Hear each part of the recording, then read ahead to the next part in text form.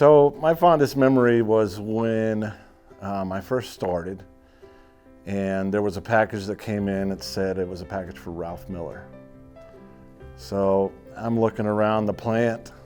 I didn't know many people when I started, so I'm looking for Ralph Miller. I don't know who Ralph Miller is. So I'm walking around the plant, asking people. So finally get to Charlie's office, and I say, I'm looking for Ralph Miller. Who's Ralph Miller? Nobody knows who Ralph Miller is. He goes, oh, he's around here somewhere. Just keep looking. I'm sure you'll find him. So I'm like, oh, well, great. So, I don't know, about an hour later, I circle around back to Charlie, and sure enough, he knows who Ralph Miller is. It's his alter ego. And he says, yeah, okay, here, I'll sign the paper for the package and, go about our business. But it was the funniest story that we talked about for years and years to come. And yeah, it was just the best story. Yeah, yeah.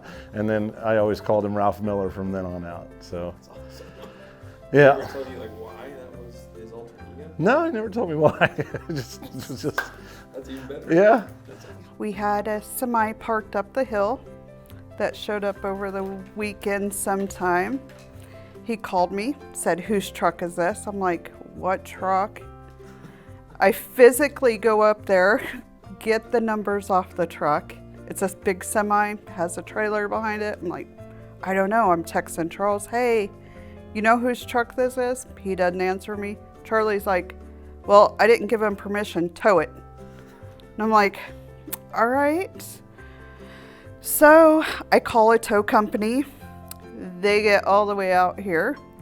Come to find out, Charles okayed it. It's Jay from Badger Forms, his guy from out of town. And I was getting ready to tow his truck. The first time I met him was when I was interviewing with Charles.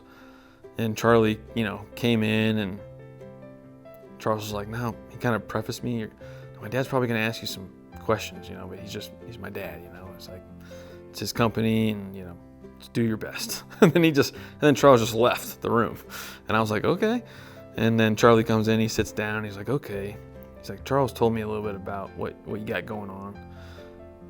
Charlie looks at me and he goes, so how are you going to make me money? And I was like, I kind of, I was like, well, fumbling around. And then I proceeded to answer him, hopefully correctly. But that kind of personality I thought was really funny. That just him being very direct, And I don't know if that was his older age or if it was just how he always was. But I think I answered it correctly. I mean, I don't know. Anytime we took a pallet, moved a pallet, any shipment, hey, are we charging them for that? I said, yes, Charlie, yes. He said, that's my girl. I knew you'd charge them for stuff.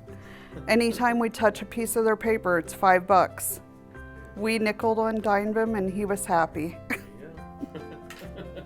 It's all about the money. Well, unfortunately, I didn't get a chance to know him too long. I've been here a little over a year. Every time I met him, he's been very polite, very cordial. I would say my memory of him is going to be a couple of things. You can always measure how popular and how well liked or loved somebody is by the number of people that attend functions for him. And I remember the open house. I think we exceeded by far the number of people we expected.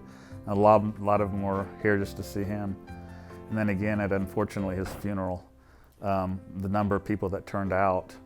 There's a saying, you can tell the number of friends you have by the number of pallbearers you can get. And I think there would have been numerous number of pallbearers for him. So spot. People were fighting for that spot. Mm-hmm. So I guess, even though not having known him that long, those are probably the two things I'll always remember. That's the type of person he was, and you can tell by the type of person he was by how people respect him and respond to unfortunately sad things. I have two favorite stories of Charlie. The first one was last year, Brittany and I, Brittany got pregnant and we were very excited. And unfortunately, we had lost the baby. And Charlie and Renee at that time were over in Hawaii. And Charlie, while he could be whale watching or surfing or whatever Charlie decides to do over there, he took the time him and Renee went to a special shop and they got these 2 necklaces, and they were carved out of, I believe, bone maybe, but basically these necklaces that were made in Hawaii represented fertility. And so they brought these back to gift to Brittany and I.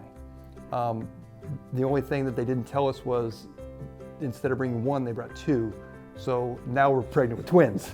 So I thank Charlie for that. My second story about Charlie is ever since I started here, and even before I started here, Charlie and I, we would go to lunch and things like that, and we always just gave each other a hard time. And I'd rub on him, he'd give me a hard time back and forth. And one of the things Charlie always said to me was, I'd always say something and he'd say, "Oh shit." And he'd say that to me, whatever I came up with. Well, when Charlie was in the hospital and we went to see Charlie, my parents had gone earlier that day, there was a lot of people there, and he was able to wake up and say to them, "Hi Greg, hi Carrie," that kind of thing. Well, Brittany and I go there and he opens his eyes and he looks over at us and he says, "Oh shit." Back to sleep he went. And I wouldn't have it any other way. That was my relationship with Charlie, just having a good time and giving each other a hard time. And so, as weird as that sounds, I will always cherish that the last thing that Charlie was able to say to me was what we said to each other every day, with just giving each other a hard time.